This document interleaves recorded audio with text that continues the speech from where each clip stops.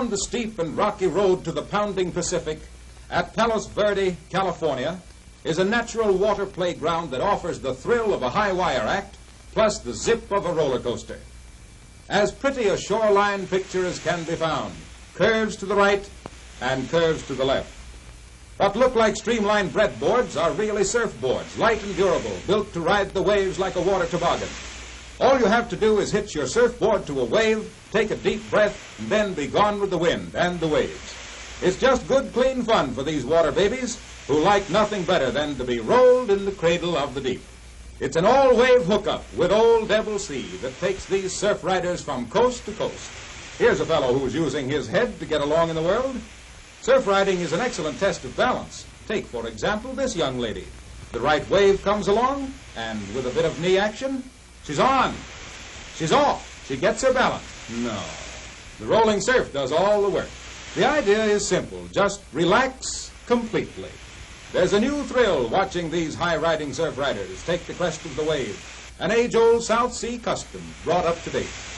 For landlubbers who want to go down to the sea, there's nothing like an ocean-going ironing board, riding a permanent wave that never loses its curl.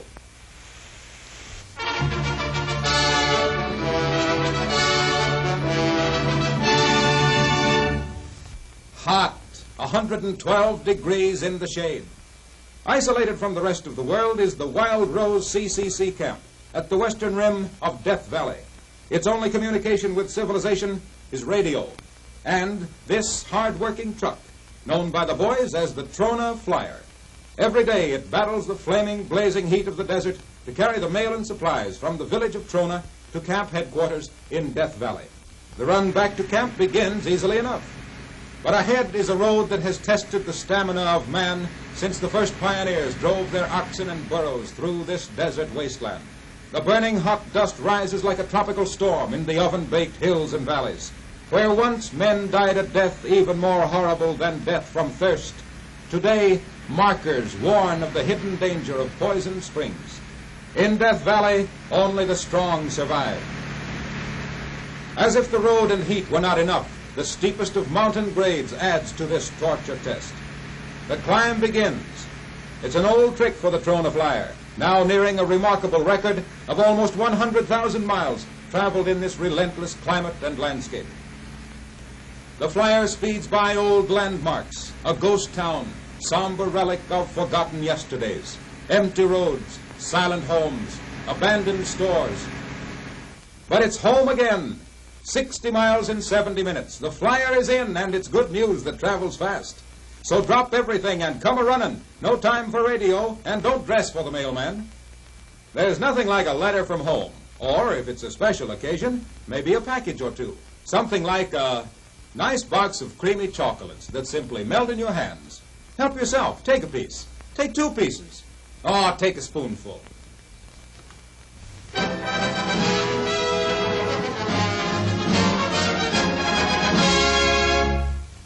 Shades of the great train robbery. He's up to no good, down flat on his face. It's nice work, and he's got it. Well, he'll be quick. But that's nothing to get all steamed up about. Here they are, members of a new American cult. They're crazy, every one of them. Camera crazy. It's a new kind of craze that brings a camera club on a special train to the Père Marquette yards and repair shops, where they can snap their shutters to their heart's content. Get the picture no matter what the cost. In candid photography, the angle is the thing, and make it dizzy.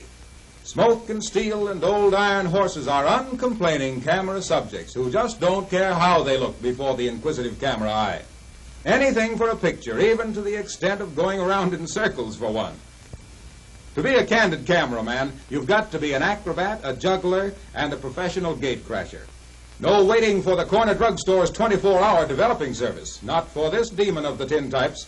Made to order is this portable darkroom, a luggage compartment, airtight and with never a chance for a film fog. Time out for just a minute or two.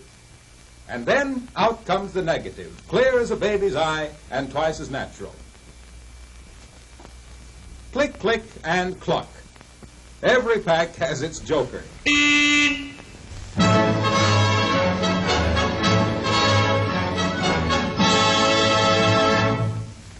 There's There's gunplay going on, and they're loading them, not with lead, but with lead paint. Yes, sir, the police of Elkhart, Indiana, are painting the town. Press this button, and bang goes the first gun.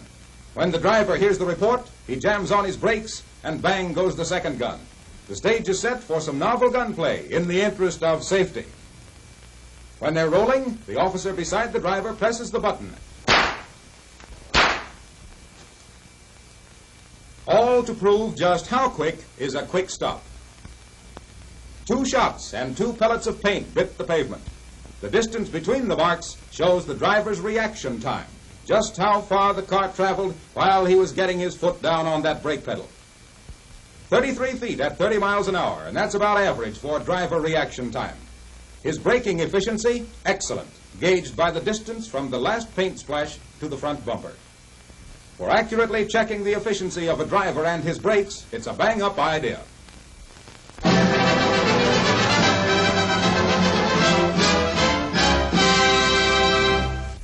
Meet the Buck of Barnegat, New Jersey. He's a deer. Everywhere that Mama goes, he's got to go, too. Come on, Pete, shake a leg, or Mama spank. Attaboy. Pete is a 3-year-old, belonging to the Beckett family. They found this buck in the woods when he was no bigger than a nickel, and he's been a member of the family ever since. Pete's all keyed up to go shopping, and Mama's all keyed up to lock him up, only she doesn't need a key. A lot of folks around Barnegat know Pete, but somebody is always getting a surprise. Hiya, Toots. Imagine that. Now, how the dickens can they get a deer into that back seat? Home again, and you've got to admit the Becketts bring 'em back alive. Yes, sir, Pete certainly does pick the soft spots. Well, how about a little snooze before dinner? How would you like to have this streamlined pet sleeping on your nice clean spreads? What's that? Food. When Pete smells food, the shut-eye is over. Yes, sir, he'll have to look into that smell. Hey, keep your big nose out of things. None of that, my fine antlered friend. Pete knows more than one way of getting a little snack. And when no one's looking, he's usually up to mischief. Mice in the kitchen, ants in the pantry, deer in the cupboards. What a life, what a life. There's nothing bashful about Pete. He's always sticking his nose into something. Deer is never out of season in the Beckett home. In fact, the Becketts are one family that has venison at every meal. Well, this certainly beats getting your antlers up over somebody's mantle.